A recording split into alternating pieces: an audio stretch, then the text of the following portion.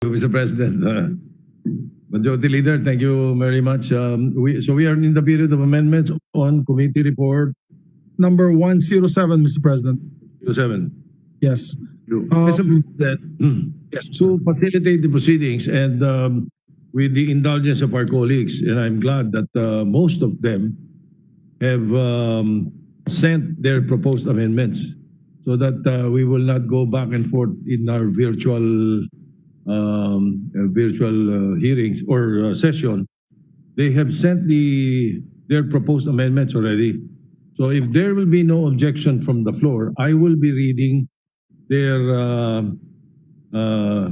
proposed amendments, all those who submitted their proposed amendments, and then later on, if there is still one or two amendments that you would like to do afterwards, if I did not cover all the proposed amendments, then we can do that.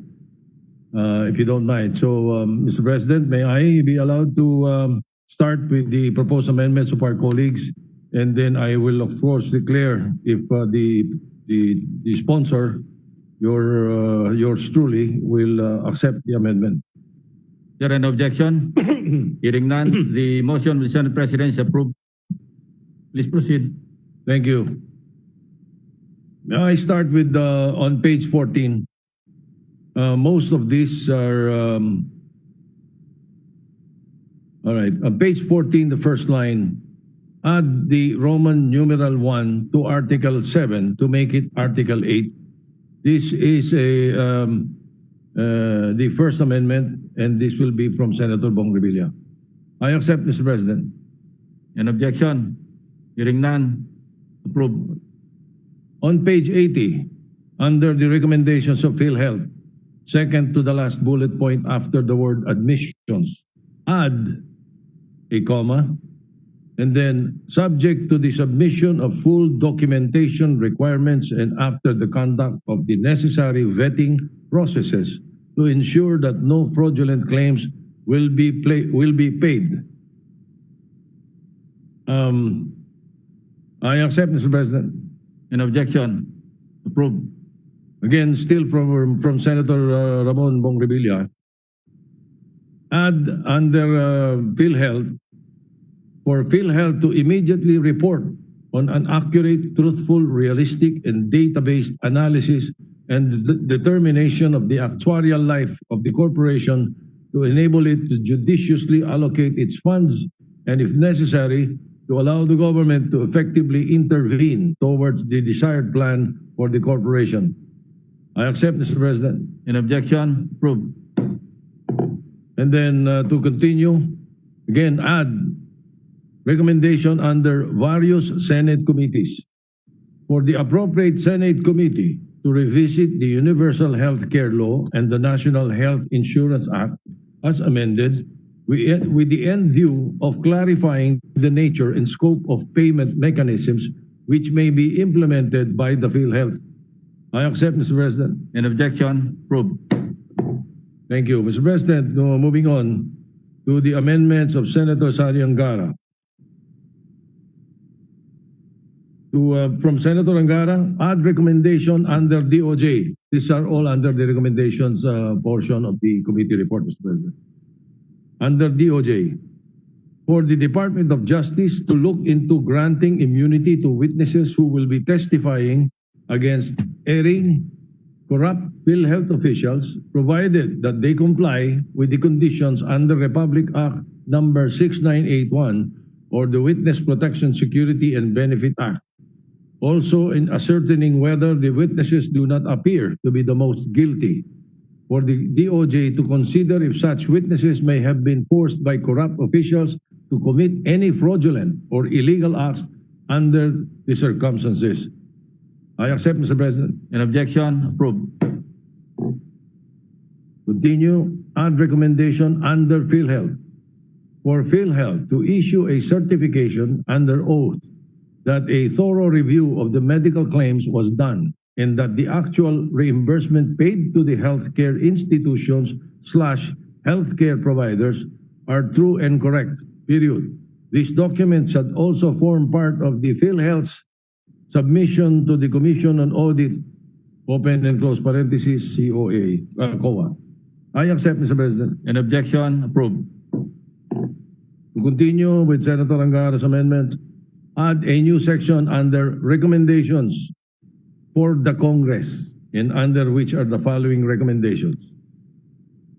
For Congress to amend Section 18 of Republic Act number 11223 or the Universal Healthcare Act to add in a specific provision which mandates accredited healthcare institutions, open and close parenthesis, HCIS, / healthcare providers, open and close parenthesis, HCPS, to execute a sworn undertaking that the medical claims submitted to Philhealth and for reimbursement are certified true and correct. For another paragraph, for Congress to pass a measure strengthening the country's existing whistleblower program. I accept, Mr. President. Any objection? Approved. Thank you, Mr. President. Thank you. Thank you, Mr. President. Thank you to the sponsor. Yes, thank you, Senator Angaro. We appreciate that. Now, from the Minority Leader, Senator Franklin Rilon, he is proposing add recommendations under the DOJ/Ombudsman, still in the recommendations portion of the Committee of the Whole report. To conduct a thorough and swift investigation on the diversion and malversation of PhilHealth funds through fraudulent schemes, including probable collusion between PhilHealth officials / employees and private individuals, period. The benefits of the Witness Protection, Security and Benefit Act, Republic Act number 6981, shall be made available and extended to qualified witnesses in order to ensure their full cooperation and safeguard them from threat, intimidation, or reprisal. And to continue, to investigate and file appropriate charges against all those involved in the overpricing of the COVID-19 testing kits, period. I accept, Mr. President. Any objection? Approved. Moving to page 85, recommendations under the GCG. After the sentence, the Governance Commission for GOCCs as governing body for government corporations must actively and decisively perform its mandate as a central advisory. And then Senator Rilon wants to insert the sentence, it must ensure that PhilHealth shall function and operate as an accountable, government-owned and controlled corporation within the corporate governance standards and principles of Republic Act 10149. I accept, Mr. President. Any objection? Approved. Still on the recommendations under GCG, add the following recommendations. Review and implement the limits on compensation per dime allowances and incentives of the members of the Board of Directors of PhilHealth as provided under Section 23 of Republic Act 10149. Formulate and implement a reorganization plan in accordance with its power under Section 5 of the Republic Act number 10149.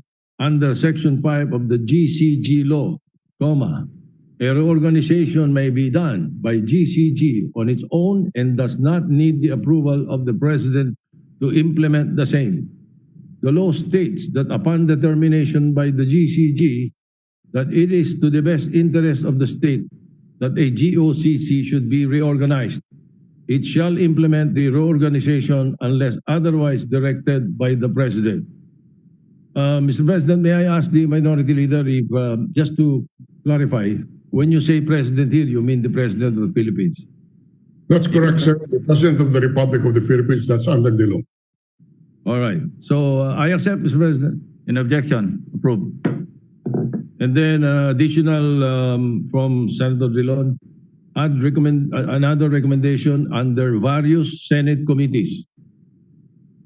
For the Joint Congressional Oversight Committee on Universal Healthcare to promptly and regularly conduct a review of the implementation of Republic Act number 11223, particularly on the compliance with the competency requirements for the appointment of the President and members of the Board of Directors as provided under Section 13 and 14 of RA number 11223. I accept, Mr. President. In objection, approved. Thank you. In the body of the committee report, Mr. President, page 29, still with the minority leader. Insert a new section after the discussion on IRM. He proposes Roman numeral number 2, overpriced SARS-CoV-2 testing package.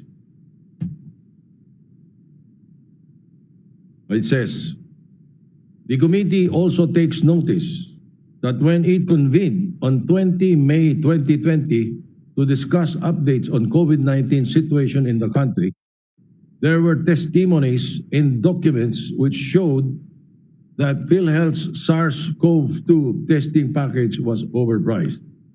On 8 April 2020, Mr. Morales signed Philhealth Circular number 2020-0010, which provided for the benefits package for testing for SARS-CoV-2 as follows. There is a presentation on the board, Mr. President. The packages for SARS-CoV testing, package code, description, package amount, it is all there. C190E1, all services for the testings are procured and provided by the testing laboratory, 8,150. C192, test kits are donated to the testing laboratory, 5,450. C193, test kits are donated to the testing laboratory, semicolon. Cost of running the laboratory and the RT-PCR machine for testing is included in the facility budget, 2,710. What was alarming about this was that PhilHealth entered into a memorandum of agreement with the Philippine Red Cross for the conduct of testing for the amount of 3,500 pesos, with words and figures, per one of COVID-19 tests. Test, singular. When asked by Minority Leader Franklin Drilon about the suspiciously exorbitant PhilHealth testing package, Mr. Morales categorically admitted that they overestimated. And the Minority Leader wants this incorporated into the committee report. Senator Drilon, so if PhilHealth agreed with Philippine Red Cross that the cost per test is 3,500 and Red Cross agreed to this, it means that the cost is much, much lower than the 8,150 that you have attributed to the package. It doesn't require rocket science. Compare 8,150 with what Red Cross agreed at 3,500, and there immediately you can see the difference and the overcosting of PhilHealth, which is inimical to the government because you could have paid less. If you're only paying PRC or Philippine Red Cross of the 3,500, I could not understand how you could have fixed the COVID testing package at 8,150. Mr. Morales, that's correct ho, Senator. Mataas yung estimate namin. To continue with the proposal of Senator Drilon in the body. Indeed, if COVID-19 tests could be done by Red Cross for as low as 3,500, there is then no justification for the higher rates set by PhilHealth.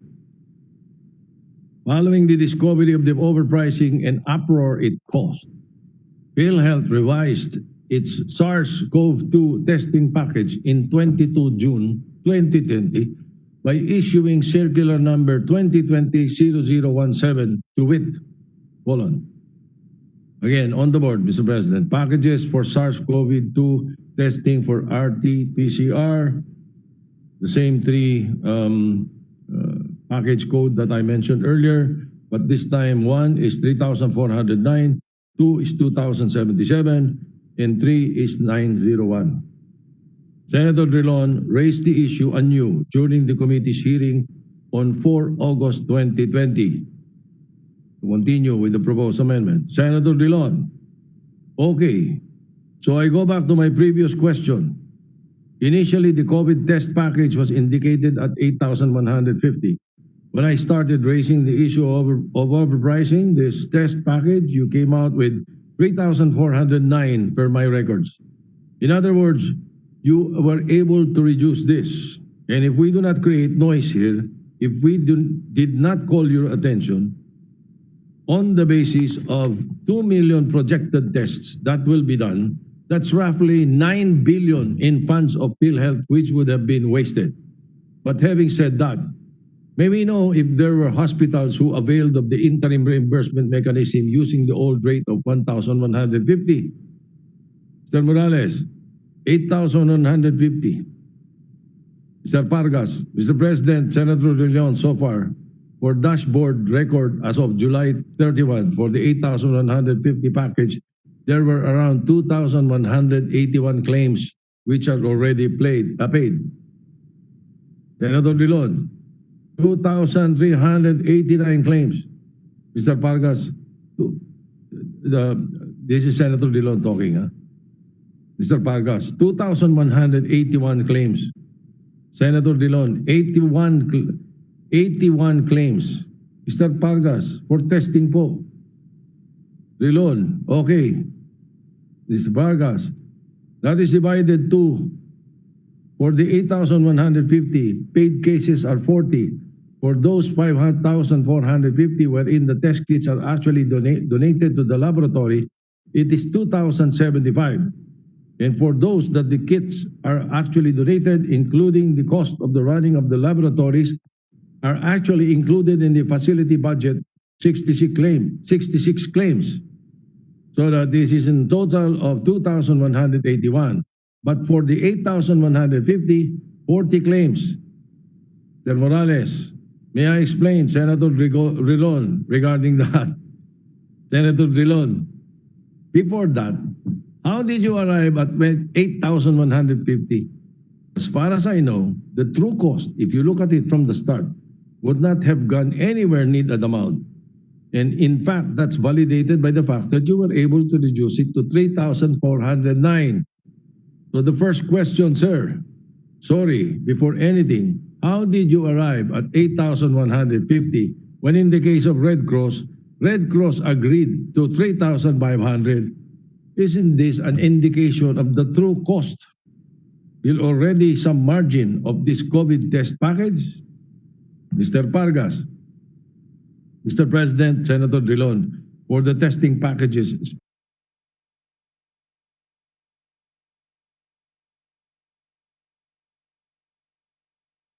especially the first one, the 8,150, we were able to get the initial cost estimates generated on the week of March 16 and was finalized on March 20. During then, there were only few testing kits and also there were only several accredited laboratories or licensed laboratories to do that. Now, the package includes not only the testing kits, but rather it also includes the clinical assessment, the clinical diagnosis, then that time, the specimen collection, including the specimen transport, because the laboratories and the swabbing can be done outside the laboratory, but has to be transported to the accredited laboratory, and of course, the PCR testing kit. Senator Dillon, okay, I will not waste my time of the committee, but I am prepared to submit to the committee the true cost.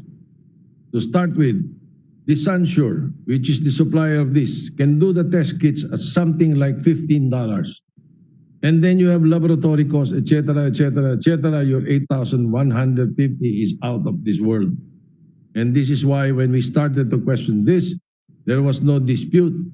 You did not dispute it, and you immediately lowered it to 3,400.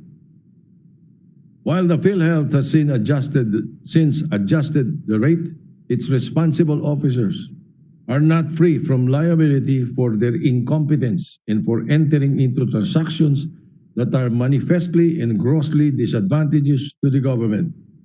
Were it not for the timely intervention of the Senate, the government would have lost at least 9 billion pesos computed based on the difference between 8,150 and the Philippine Red Cross 3,500 package multiplied by the targeted 2 million tests. I accept, Mr. President, those are the amendments of Senator Dillon. Any objection? Approved. Now, moving to the amendments of Senator Joel Villanueva, Mr. President. He would want a new section under recommendations for the Department of Information and Communications Technology, DICT, and under which add this recommendation.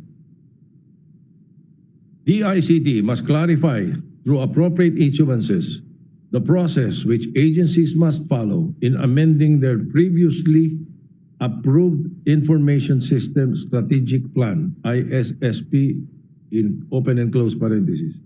More particularly, it should allow, if possible and practicable, and subject to consultation with various stakeholders, the processing or review of amendments to an agency's previously approved ISSP even prior to the approval of their corporate operating budget, COB, in open and close parentheses.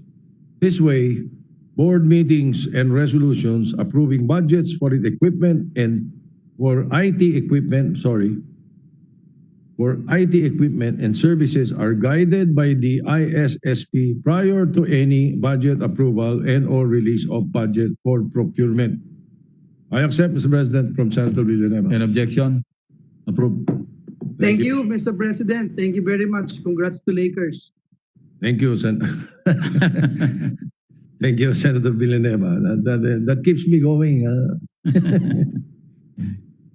From Senator Ping Lacson. He would have proposed it, but he is presiding, so I will read it. So include in the recommendations under section the number of cases violation of Article 217 of Act Number 3815, otherwise known as the Revised Penal Code as amended, that should be filed against the erring Philhealth officials, particularly the group of Secretary Francisco Duque III, Brigadier General Ricardo Morales, Mr. Renato Limsiaco Jr., Mr. Israel Pargas, and all other Philhealth officials and employees who connived with and participated in the consummation of the punishable/illegal act, period. To be specific, comma, add in the third column of the table under penalties, at least, in open and close quotations, at least 631 counts of malversation of public funds or property. Number 1, the penalty of prisión correccional in its medium and maximum periods if the amount involved in the misappropriation or malversation does not exceed 40,000 pesos. Number 2, the penalty of prisión mayor in its minimum and medium periods if the amount involved is more than 40,000 pesos but does not exceed 1,200,000 pesos. Number 3, the penalty of prisión mayor in its maximum period de reclusión temporal and its minimum period if the amount involved is more than 1,200,000 pesos but does not exceed 2,400,000 pesos. Number 4, the penalty of reclusión temporal in its medium and maximum periods if the amount involved is more than 2,400,000 pesos but does not exceed 4,400,000 pesos. I accept, Mr. President. An objection? Approved. Again, to continue with the Lacson amendments.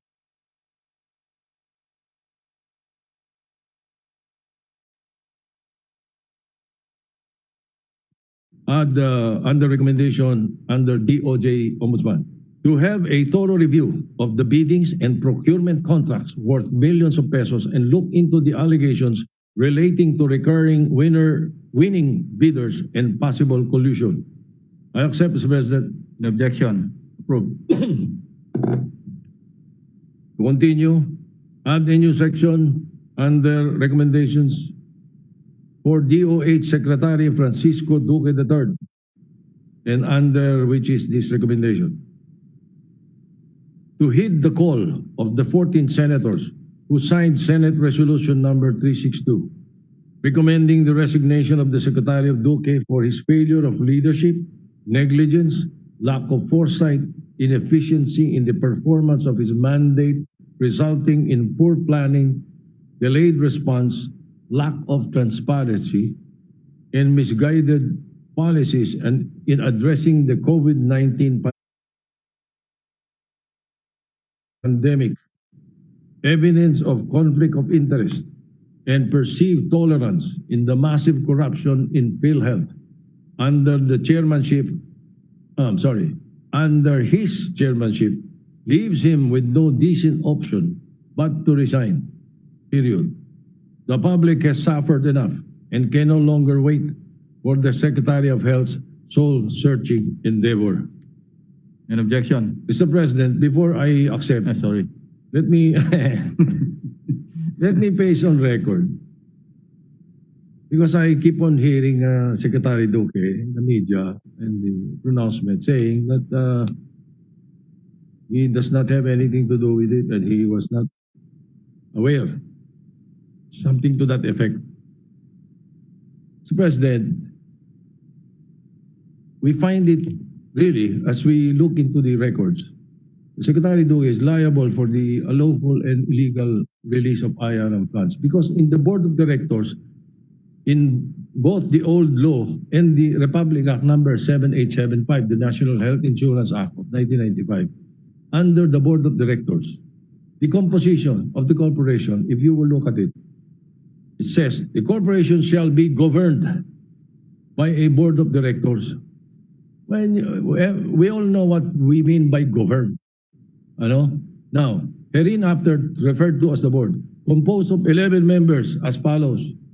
Number 1, the Secretary of Health, period. Number 2, the Secretary of Labor and Employment or his representative. Next, the Secretary of DILG or his representative. Secretary of DSWD or his representative. President of the corporations, President of Labor, etc., etc. Mr. President, it is very clear in the law. Siya lang, yung Secretary of Health, ang hindi pwedeng his representative or his representative.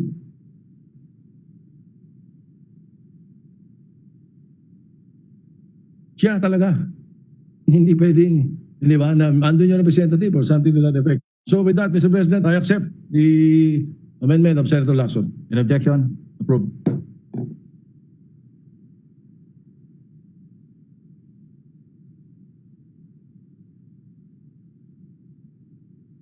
Recommendations, from Senator Lacson. For Philhealth, to add the following. Among the proposals to allow expeditious and efficacious conduct of the COA audit are as follows. A. Access to Philhealth fraud investigation reports, which are only accessible to the office of the Philhealth President and Chief Executive Officer and the anti-fraud units of the corporation. Semicolon. B. Access to an offline clone of the entire Philhealth database for COA to conduct some procedures outside Philhealth network and office premises, such as in the performance of cross-agency data analytics, open and close parentheses, i.e. data comparison from PSA records, to produce more relevant audit information, semicolon, and, comma, letter C, deputization to conduct investigations of HCIS and HCPS, considering that presently, private institutions are not within the ambit of COA's audit, period. I accept, Mr. President. Before we act on the motion, I'd like to just place into the records that the proposals mentioned by the Senate President are not originally mine. They are contained in the 21 June 2019 letter of COA Commissioner Pabia to Secretary Duque himself as the chairperson of Philhealth Board of Directors. The recommendations serve as concessions to be made with Philhealth to aid in the expeditious and efficacious conduct of COA's audit to curb fraud and improve the existing systems and processes, to which Secretary Duque did not bother to take action, nor did he have the courtesy of responding to the letter of Commissioner Pabia. Instead, it was Jovita Aragona, the Senior Vice President, who responded in a letter reply dated 8 July 2019, reasoning out that the proposals made by COA auditors will put PhilHealth at risk of violating the stringent requirements of the Data Privacy Act of 2012. But, SB Paragona's position became untenable with the issuance of Privacy Policy Office Advisory Opinion number 2020-0616.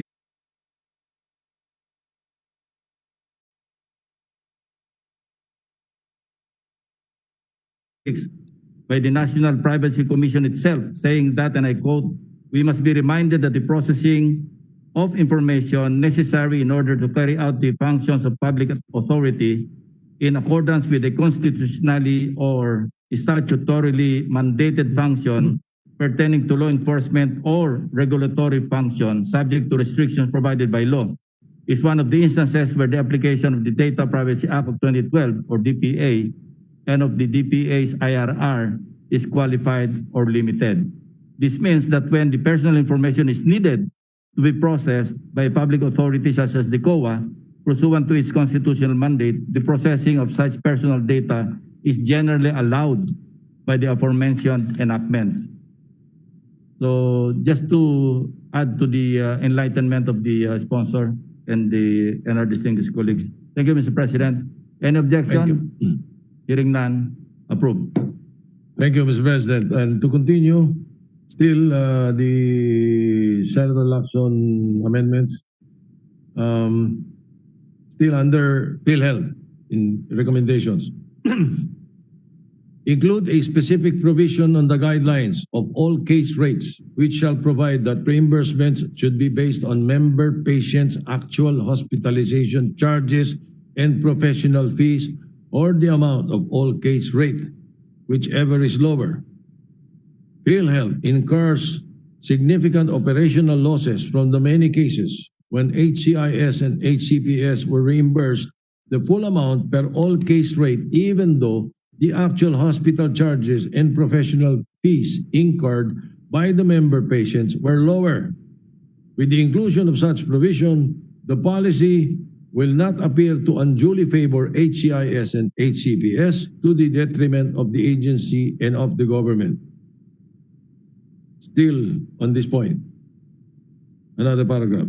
To maximize the utilization of the machine learning identification, detection, and analysis system, MIDAS, in order to effectively and efficiently validate voluminous claims data and detect overutilization, multiple claims, and other fraudulent activities.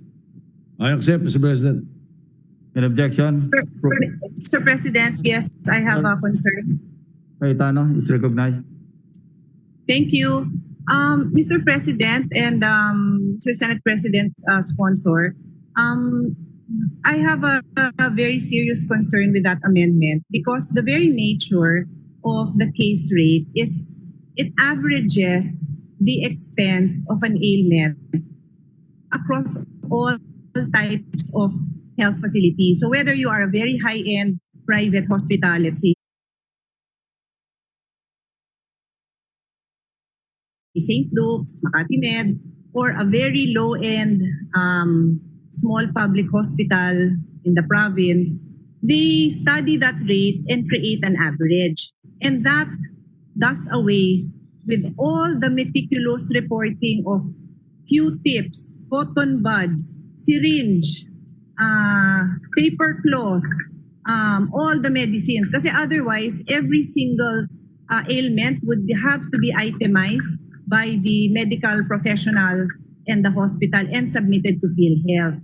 And that is why the case rate system is considered the gold standard all over the world, because it allows an easier system to deliver the service immediately, and payment should be done immediately. It is not flawless, and there have been criticisms on this, but it far outweighs the disadvantage of one by one itemizing these expenses, including professional fees na na-itemize din if we go back to the per fee system. That is called the fee for service.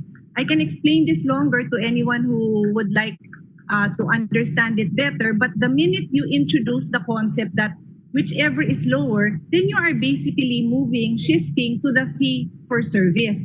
And that is exactly the opposite of the case rate system, which is institutionalized now in the Universal Health Care Act. So that's the brief explanation, Mr. Sponsor. I feel very strongly about it because yun nga po, it is the gold standard of the world. The developmental partners of DOH and Philhealth, ito ho yung mga WHO and even our local health experts from PGH and all across the medical association support po the case rate system. So I strongly urge that we not include that kind of language. But I have language, and when my time comes, my proposal really is to support the case rate and put in the other safeguards so that we minimize the abuses of the case rate. But we cannot go back towards fee for service, Mr. President, with all due respect. But you do not have any objection to the second paragraph, the utilization of the MIDAS. Wala, no? Unfortunately, I don't even know what the MIDAS is, Mr. Chair. So as long as hindi ho siya bumabalik, as long as hindi ho siya yes, opo. Right. Sige. May I have a 1 minute suspension, Mr. President? Yes, Mr. President. 1 minute suspension.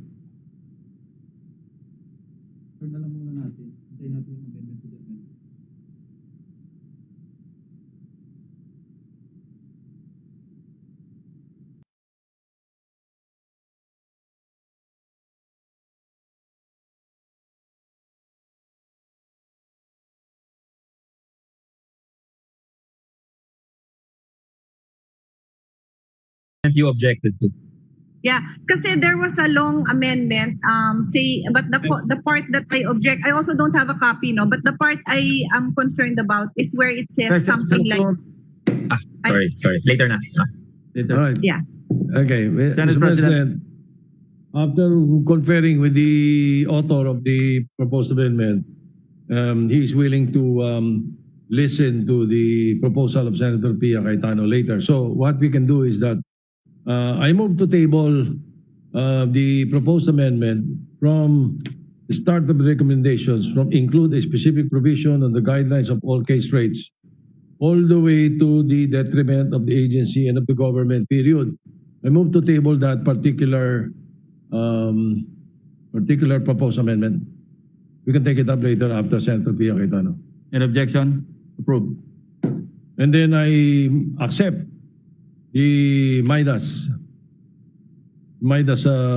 paragraph. Maximize utilization of machine learning identification, detection, analysis system in order to effectively, efficiently validate voluminous claims data and detect overutilization, multiple claims, and other fraudulent activities. I think this is very important. I accept, Mr. President. Any objection? Approved. All right. On page 86, under the recommendations for Anti-Money Laundering Council, after the word accounts, insert, moreover, the mysterious deposit of 9.7 million that was intended for reimbursement of B. Brown Avitum Philippines in PRO2, but ended up into the demand deposit account of Rural Bank of Balanga registered in the Bangko Sentral ng Pilipinas should also be looked into by the AMLAC or AMLC to determine how and who made the said deposit possible, period. This is also to resolve, excuse me, Mr. President, excuse me po. This is also to resolve how errors in Philhealth's payment to HCIS become possible despite the presence of its auto credit payment system. I accept, Mr. President. In objection? Approved. Add the new section under recommendations for the Securities and Exchange Commission.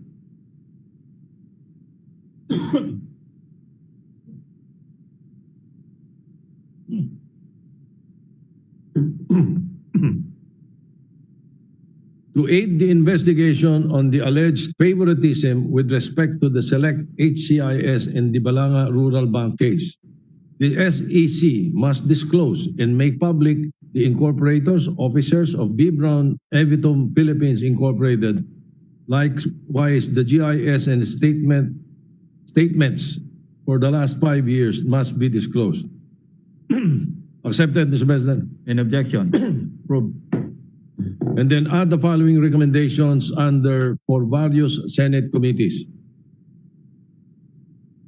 The appropriate Senate committees shall amend RA 10606, particularly the composition of the Board of Directors of Philhealth under the National Health Insurance Act, mandating the Secretary of the Department of Finance in lieu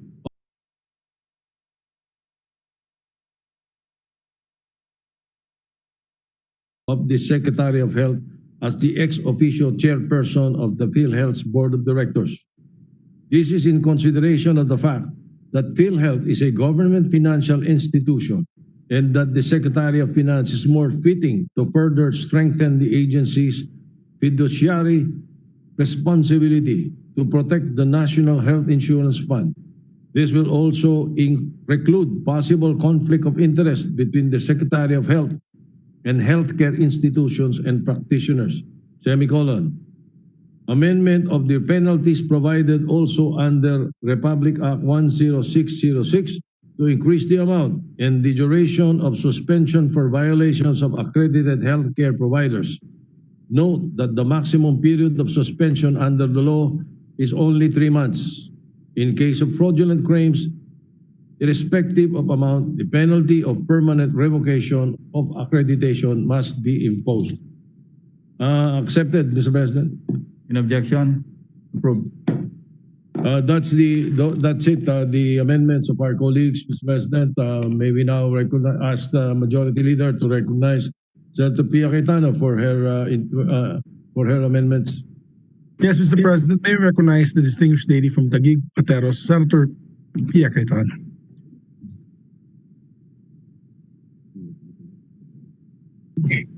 Mr. President, may I just ask for a minute suspension and I'll just pull out my notes. I'm ready with the first two and let me put on record as I advised the Senate President earlier today or I think over the weekend.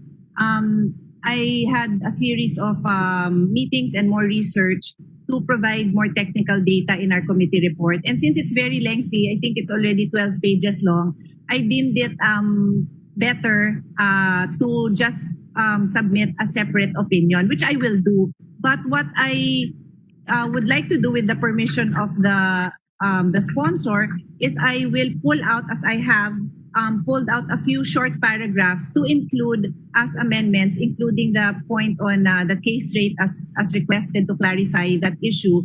And then the rest with the more lengthy explanation, I will just submit as a separate opinion with the permission of the sponsor. Any objection? I confirm, Mr. President. Session is suspended. Yeah, in the meantime, yes. Thank you. Just give me a minute.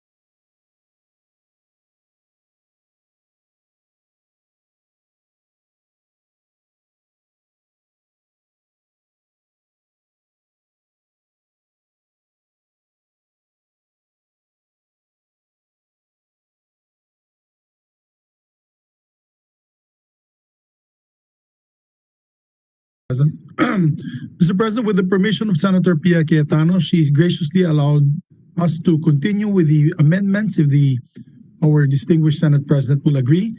Starting with Senator Bong Revilla, also has a manifestation or amendment, as well as Senator Risa Ontiveros. So may we recognize Senator Bong Revilla, Mr. President? Senator Bong Revilla is recognized. Yeah, just a short manifestation, Mr. President. I just want to thank the Senate President for accepting and favorably considering my amendments to the committee report for the Committee of the Whole. Thank you, Mr. Senate President, for accepting it. My pleasure, sir. Congratulations, Mr. President. Thank you. Majority Leader. Next in line to propose amendments, Mr. President, with the permission of our Senate President, is Senator Risa Ontiveros, Mr. President. Senator Risa Ontiveros is recognized. Thank you, Mr. President. The first of just two proposed amendments. The first is on line 3 of page 7 of the committee report, good sponsor. So on page 7 of the committee report, line 3, after the words healthcare services, I propose to add the following sentence. This is reiterated in section 5 of RA 11-22-3 or the UHC law, which states Mr. Good sponsor, which states section 5 population coverage. Every Filipino citizen shall automatically be included into the NHIP, hereinafter referred to as the program. So that's the first proposed amendment, a good sponsor. And this amendment just reiterates that the UHC, as the latest law covering Philhealth, automatically covers all Filipinos. I so move, Mr. President. Mr. President, Yes, Senate before I President accept, is recognized. may I know again from the distinguished lady, what page and what line? Because our page 7 on the committee report does not contain that particular. Mr. President, good sponsor, I'm referring to page 7, line 3 of the committee report, where the phrase healthcare services is found. And then proposing to add the following sentence. Healthcare services, wait, please. Yes, Mr. President. Looking for it because our page 7 in the committee report is not about health services. Hindi page 7 Forgive me, Mr. President. Let me just check if I have the latest version. Ito yung, di ba? Ito. Ito lang ang committee report. There's no other committee report. Our received copy of the committee report number 107, page 7, talks Yes, about Mr. President. diagnostic laboratory and medical examination services, the use of medical equipment facilities. It's about the benefit, the people by way of benefit packages. Please, you might be talking about another page. What is the heading of your proposal? The heading? What's the heading? I'm checking the heading, Mr. President.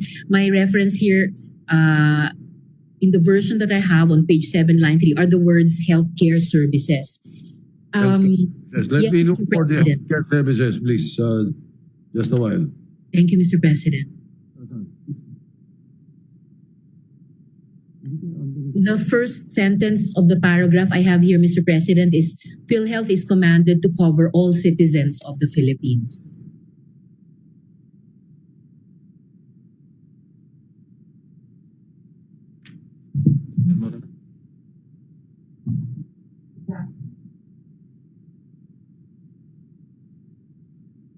Suspend muna. So you, Suspend muna.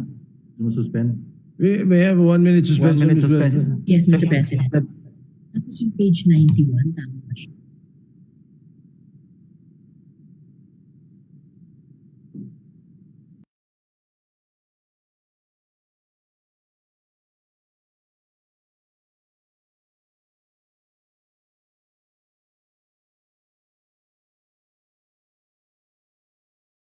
On this room. Mr. President, what the distinguished lady is mentioning is in page 6. Page 6. Health is commanded to cover all citizens of the Philippines. Yes, Mr. President, I stand corrected. I apologize and I thank the good sponsor for the correction. My proposed amendment, Mr. President, is that after the words healthcare services, Healthcare services. yes, Mr. President, There's no line eh. No, there is no line. Teka. Yun. Okay, go ahead. After the thank you, paragraph. Mr. President. Yes. After the phrase healthcare services, I propose to add the following sentence. This is reiterated in Section 5 of RA 1122(3) or the UHC law, which states, Section 5, population coverage, every Filipino citizen shall be automatically included into the NHIP, hereinafter referred to as the program. I so move, Mr. President. Accepted, Mr. President. An Thank objection. you, Mr. President. Thank you, Mr. President, good sponsor.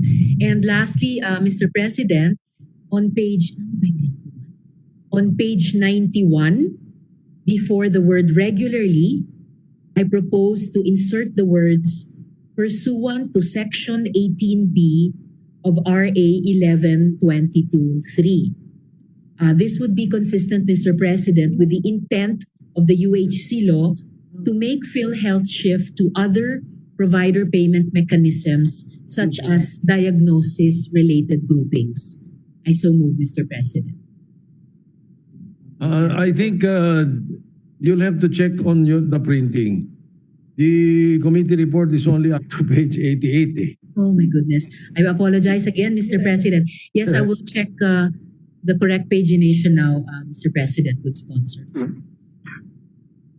Yes, Mr. President, the amendment I wish to propose would properly belong on page 82, line 4, Mr. President. 82. Okay. Line 4. All right. After big data. Yes, Mr. President. Yes, Mr. Pita. Yes, Mr. President. And on that page 82, line 4, before the word regularly, I propose to insert the words pursuant to Section 18B of RA 1122(3). I so move, Mr. President. We accept, Mr. President. An objection. Approved. Thank you, Mr. President. Thank you, good sponsor. Thank you. I believe last to propose some amendments is the our distinguished colleague from Pateros and Taguig. Is she ready, Ma'am Pia? Yes, I think she's coming up with the two amendments and then the rest would be a separate opinion that she will be filing. Yes. And in that case, it does not matter whether we approve the committee report now or later. Even if we approve it later, the separate opinion of the distinguished lady is always and will always be included. Because it's a separate opinion, obviously. Thank you, Mr. President. Mr. President, I asked my staff if would you like us to print a copy for you so you can follow if you prefer that I read it and then you can follow along. Would that be better? I'm ready to read it, but I'm happy to also give you a copy. How long is it? Is it one page, one amendment? Di naman. Unfortunately, wait, what is this one? They are actually 3 pages and they are how many pages? 3? 3. Actually, kasi I tried to pull it out of my committee report, which as I said is very long. So, committee report. My separate opinion, Mr. Chair. So, I have about 2 paragraphs for each point. And the total. There are 2 points. The minority leader Almost 3 pages. Mr. President, with the permission of the good 3 points, sponsor, Mr. Chair. with the permission of the good sponsor and Senator Cayetano, may I propose, the way I understand it is a separate opinion, which doesn't have to go into the committee report itself. I assume the next step after all the amendments are in is to approve the committee report. And I don't think it is the intention of the good senator from Taguig to have her separate opinion approved together with the committee report, unless we are wrong, Mr. President. So that, as correctly stated by the Senate President, we can just append this to the report later, or make it part of the record without going through the long process of reading it into the record, as we are not going to approve it anyway as part of the committee report, if my understanding is correct. Thank you, Mr. President. Senator Yes. Cayetano? Yeah, yes, Mr. President, I agree with Yes, the- I agree. with that. Because Yes, it's and pretty much, sorry.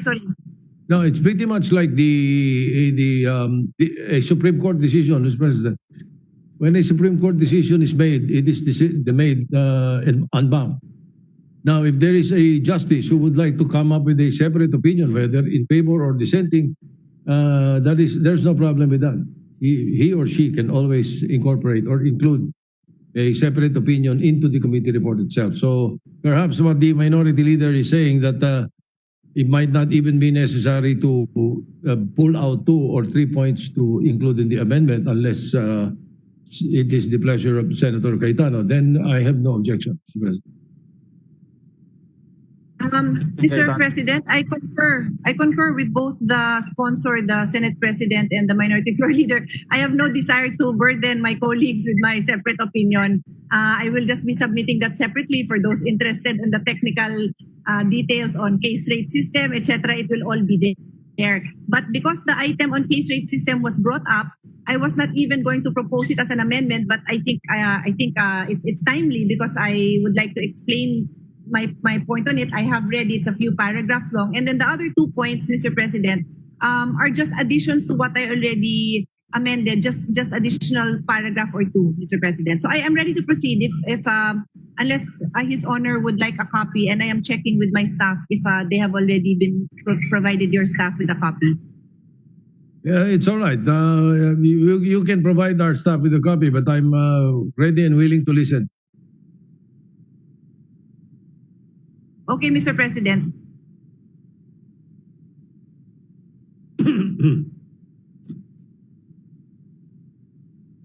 Sa case rate yan eh. So, we Senator Pia Cayetano? we have some kind of a I think you're on mute. Sige. I'm ready, Mr. President. Yes, I was on mute because I was conferring with my staff via mobile phone that I am ready. Thank you. Mr. President, with your indulgence, on page 80, it's part of the recommendations, and before the recommendation that starts with increase the involvement, I will insert another paragraph. Increase the involvement of COA. So an insertion before that paragraph. Yes, okay. Yes. I will proceed, Mr. President. Add a new recommendation to read as follows. Improve the cooperation and coordination between the Commission on Audit, open close parenthesis COA, and Philhealth to ensure sound and ethical spending of government funds. In particular, with regard to the case rate system, which is the gold standard in many parts of the world, COA auditors and management must have a clear understanding of how the case rate system works. Philhealth, along with its developmental partners and health finance experts, should conduct training workshops with COA auditors and management. COA and Philhealth should eventually prepare technical guidelines and promulgate orders and issuances aligned with each other regarding the implementation and auditing of the case rate system. I submit. A very brief explanation, Mr. Chair, Mr. Sponsor, is simply that I understand that the technical people in Philhealth and DOH have encountered difficulties also with COA in terms of their understanding of how the case rate system works. And I can explain that even further later on the paragraph, on the part on case rate. But the only objective here is that from management down to the auditors, they must understand first how it works and conduct workshops so that they understand it when they start auditing, Mr. President. That's all the point is here. What does the sponsor say? The minority leader wishes to point, Mr. President. The minority leader is recognized. Yeah, just a point of clarification, if the good sponsor of the amendment will allow. It does not involve a pre-audit on the part of COA, does it? That proposed amendment does not suggest that COA Not should. at all. No. Yeah, because The sole objective really is for them to conduct the workshop so that they understand what is this case rate. It's a different system that might defy basic logic. So it's that's all it is. thank you very much, Mr. President. That's all that I wanted to clarify. Mr. President, Senate President. accepted. Any objection? Approved. Thank you. Thank you for that, Mr. President. May I proceed with the next? Yes, please. The next item is on page 82, and this is just before the recommendation that starts with the line for Philhealth to look into strengthening on top of the page. So before that, Mr. President, I Before will that, add a new recommendation. Yes, a new recommendation, a new paragraph. all right. Yes, go ahead, go ahead. Thank you. I will proceed to add a new recommendation that reads as follows.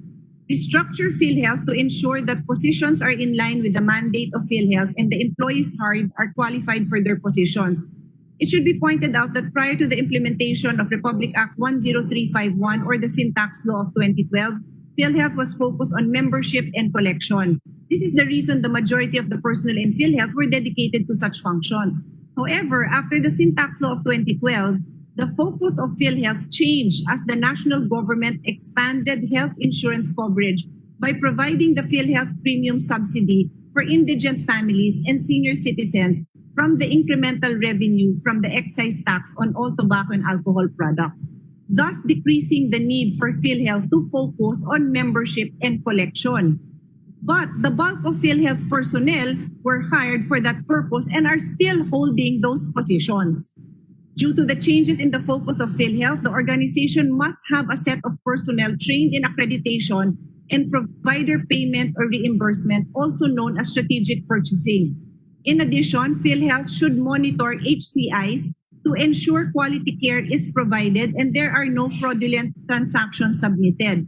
Philhealth needs the support of these technical personnel to perform these critical functions exclusively mandated in Philhealth. I submit, Mr. President. Accepted, Mr. President. Any objection? Approved. If there is no other amendment, Senator Drilon is recognized. Just a point of clarification. We have approved the amendment. Is the good sponsor of the amendment suggesting that there should be a redundancy program in Philhealth? Because the way I understood the good sponsor, she was saying that the present complement is still geared towards another system of premium collection. Is the good sponsor of the amendment implying that there should be a redundancy program in order to streamline the personnel force of Philhealth? Senator Pia Cayetano.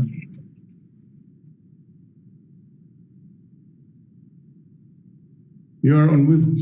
Yeah, you're on mute, Senator Pia. Sorry for that. Thank you so much. I'd like to express my gratitude for pointing that out because he correctly observed that is the direction that I am recommending. I did not go so far as directly saying it because, to be honest, I was cramming my studies over the weekend on this issue, but it does appear that we should consider a redundancy program. So would the minority floor leader like to suggest an amendment to my amendment, directly saying that for Philhealth to study the possibility of a redundancy program? I am very happy to accept that. Yes, if Subject to style. Subject to style, both in that section and in the section which directs or recommends that the GCG reorganize Philhealth in accordance with the mandate under the law. So on those two sections, we would propose that amendment, Mr. President, subject to style. all right. If the distinguished lady accepts that as an amendment, then I accept, subject to style, Mr. President. Any objection? Approved. Majority Leader. Thank you. Actually, Mr. President, and now is the last one on the case rate. Okay, go ahead, go ahead. I'm just looking for the proper place. Okay, Mr. President, still on page 82. After the recommendation that reads for Philhealth to look into strengthening its manpower, an insertion of another recommendation there, Mr. President. Go ahead. I will proceed with your permission. Properly implement the case rate system as intended under the UHC Act and continuously update case rate data to improve accuracy. The case rate system is one of the global best practices introduced in the Philippines even before the passage of the UHC Act. It is a fundamental feature of the UHC Act. The objective of the case rate system is to simplify and make it efficient to bill treatments. It is a payment scheme where a fixed amount is paid to healthcare institutions, open parenthesis, HCIs, close parenthesis, per instance of treatment of a specific illness or case. The amount to be paid per case is computed from the average cost of treatment in public and private HCIs, which includes professional fees, medical tools, bed fees, and medicines. Being an average, there will be instances when the payment is insufficient to cover treatment, as it is when a case is more complex, more tests or procedures are done, and if it is in a private hospital. But there will also be times when the payment exceeds the cost of treatment, more likely to be the case in public hospitals. Given the foregoing, the payment to the HCIs are expected to balance out. Next paragraph. The case rate system far outweighs the disadvantages of using a fee-for-service system, which is not only a tedious process requiring the submission of every expense that forms part of the procedure, but has also been shown to be more prone to abuse by way of overcharging what was actually used and over-prescribing procedures or medications. Next paragraph. However, we must take note that the case rate system currently utilized by Philhealth is merely in its initial stages. The next step for Philhealth is to introduce the diagnosis-related grouping or DRGs in the current case rate system as provided for under the UHC Act. DRG classify cases according to the following variables: principal and secondary diagnosis, patient age and sex, the presence of comorbidities and complications, and the procedures performed. DRGs will ensure that benefits given to patients are tailor-fit, as the benefit rates will be modified based on a database of reimbursement rates that will provide average differential cost per treatment. I submit, Mr. President, brief explanation. The case rate system is a complex case, and we also have to graduate into not just always updating the case rate, but graduating into this DRG. Yung DRG will provide different kinds of classification within the same kind of ailment. So kung bata ka, mas maliit yung cost kasi the chances of you having complications will be much less, and so on and so forth. Ito po yung sinasabi ko na medyo mahaba yung explanation ko. That's why it's in my own separate opinion. However, because of the questions raised, I shortened it and I am submitting it to the main committee report with the permission, of course, of the sponsor. Thank you. May I just say something, Yes. distinguished sponsor? The reason, alam nyo, pinanggagalingon na aking proposed amendment, COA itself, because according to COA, yung upcasing ng all case rates, yun ang source ng corruption. Mr. President, I'm happy to respond. May I? Yes, go ahead. Yes. As I mentioned, Mr. President, in the other recommendation that was already approved, that is precisely why we are suggesting that there would be these workshops and training programs with COA auditors and management, because without a clear understanding of how case rates works, madali hong sabihin na it's a source of abuse, because it can be abused like any system. Again, the example I give you is if you look at, let's say, pneumonia, obviously St. Luke's, Makati Med, or whatever private hospital will always charge for pneumonia much more expensive than a public hospital, right? And yet the case rate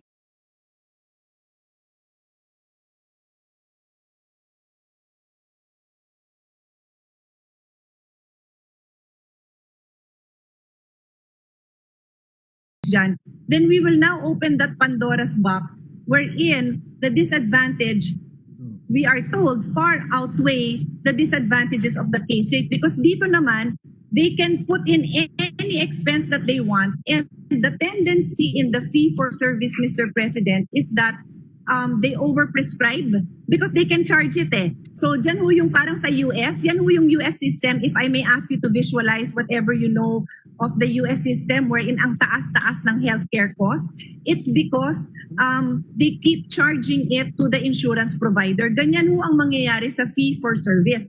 The doctors will feel the need to keep ordering all these kinds of tests dahil may magbabayad, and that is Philhealth. And even the abuses would happen that way. Kahit hindi kailangan yung procedure na yon or yung test na yon, papagawa nila. So dun ho yung disadvantage ng fee for service. And that is why all the health experts have weighed in on this and they recommend the case rate. In any case, all we are saying is that let's allow COA to be trained properly. And then we can hear from them, no, kung ano pa yung ibang recommendations nila, Mr. President. I submit. Permission of Senator Cayetano. Senator Drilon is recognized. Yes, thank you, Mr. President. After listening to Senator Cayetano, I would really endorse her proposal that we stay with the case rate system, principally because we all know that to give that discretion breeds corruption. That is why a case rate is more attractive from where I sit, because then at standard, it's a standard fee, a standard rate that is paid, and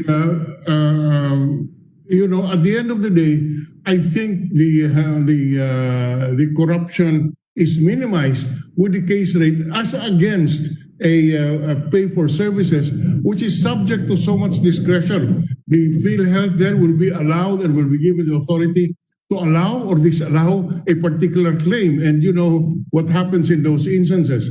I would suggest that, imperfect as it is, let us the COA should propose measures to tighten the rules so that corruption is minimized. But I would agree with a good sponsor that to have to go back to the pay as for service system would give so much discretion to Philhealth that it opens us to more corruption. So I would endorse the proposal of the good sponsor from the gig. Thank you, Mr. Chairman. Mr. President, hearing from Senator Cayetano and the Minority Leader, and I would like to confer with the presiding officer. The Lakers are calling a timeout, Mr. President. Session is suspended for 1 minute.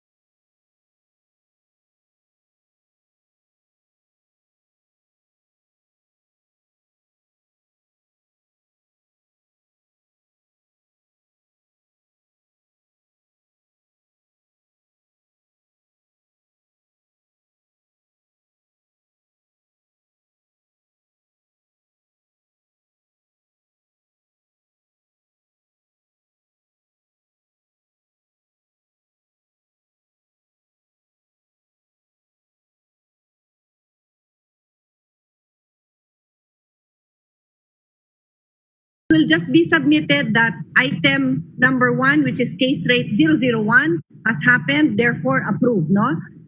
Pagka kung meron tayong or, whichever is lower, then you will now require that PhilHealth, who is already so inefficient and undermanned with people who are qualified to do this job, will now be comparing the case rate and every single itemized item that is being presented to them. That is the fee for service. So technically, the simple amendment of the good gentleman, which as I said, in principle makes sense, actually opens the door for the fee for service. Nagiging fee for service na po siya by giving that or. By providing for that or, you're then saying, pwede ka naman mag-fee for service.